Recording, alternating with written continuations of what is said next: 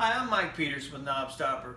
I'm going to demonstrate to you today the S1. The S1 is a typical, it's a flip device that goes on the stove that flips up and down. Well, I'm going to demonstrate to you today, we're changing actually the pads out. Typically we had the front pads you just put on there, and actually we've come out with a new L bracket. The L bracket is L-shaped. It comes with a 3M VHB tape on the back side. It has a lock nut right here on the front, and this actually screws into the slide foot. The slide foot's new too on the S1s. They adjust in and out on the bar. So once you can screw these in on the slide foot, that's what's going to anchor it to the stove. As you can see, I'm going to tighten this down. Then I'll back this lock nut up, and that's going to lock that pad right there where it needs to go. On thinner knobs, you probably won't even need the lock nut because you're almost going to screw it all the way in for real thin knobs. But it adjusts in and out. So the lock nut will lock it for the thicker knobs. That way it don't rotate on you and you know right where to go. So the bar will look like this. It'll typically have the 10 slides. This has the 8 for the 4 knobs. But it'll come to you. Then you can loosen the set screws. You adjust it, line it up over your knobs, tighten them up, and then the bar is ready to go. Then you're going to take the slide foot.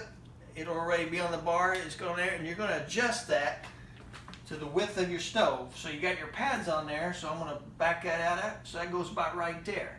So that's where that's going to go, and then I'm going to lock this one actually in place. I'm going to leave this one loose. It's easier to apply that way.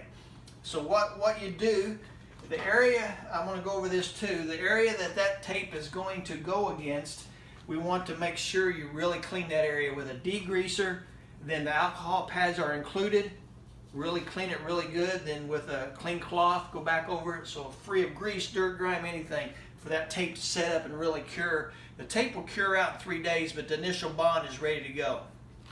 So once that is taking place and you got it clean, you got it good, you got everything measured out, your knobs are good, you want to go over here, then you want to mark this. I would take some masking tape at the bottom and mark these where these pads are going to go.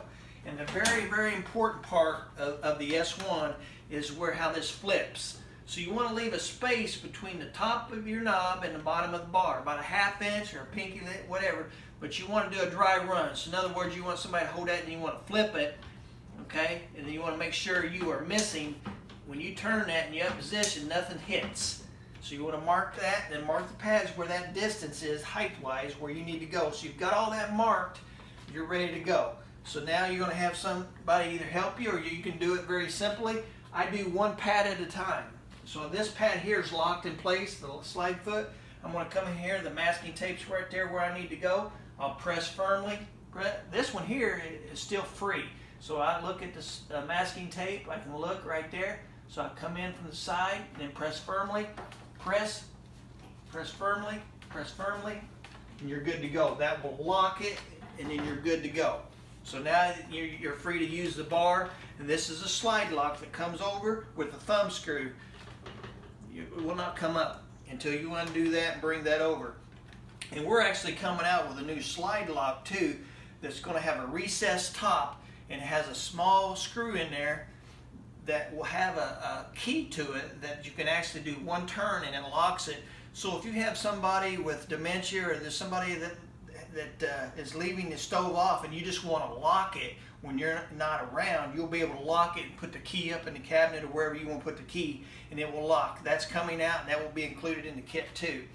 So everything's good to go. You got that on there. So now you're ready to use the S1. Just like I said, it just slide that over, flip it up, cook, back down, over, and lock.